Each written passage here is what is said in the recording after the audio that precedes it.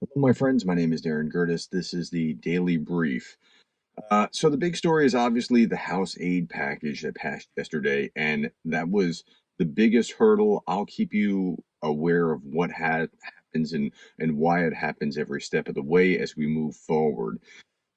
Going back to the Russians off the battlefield, 930 off the battlefield, 63 vehicles, 16 tanks, 41 artillery pieces. So the front lines were still hot, but in the trenches, troops were cheering when they got the news. They were watching it in real time. They hope to be in a better position by June, and they could actually have some materials to the front lines as soon as in a few weeks. So Russia is not happy about this, as you can imagine. Ukraine expects that the Russians will be pressing their advantage, and if they have any sense at all, they'll be pressing their advantage in the next few weeks. Ben Hodges talked about the morale change here. He called this an instant strategic effect, and I think that's right. It's got to be messing with the Russian mind. So there was a missile fired at Sevastopol, a Ukrainian missile fired at Sevastopol. It hit the Comuna, Communa salvage ship.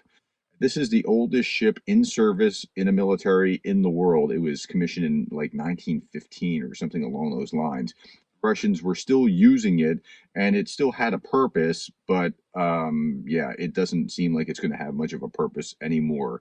The Russians are moving their entire Black Sea fleet, or most of it, to the Caspian Sea, which is a huge win for Ukraine. I mean, if you go back and think about what Ukraine was facing in February of 2022, that the Black Sea fleet would have to leave the Black Sea is just phenomenal. In the meantime, Germany and Lithuania are offering Ukraine decommissioned power plant equipment. This is stuff that they deem no longer serviceable or they need to upgrade, but for Ukraine, it's a big deal.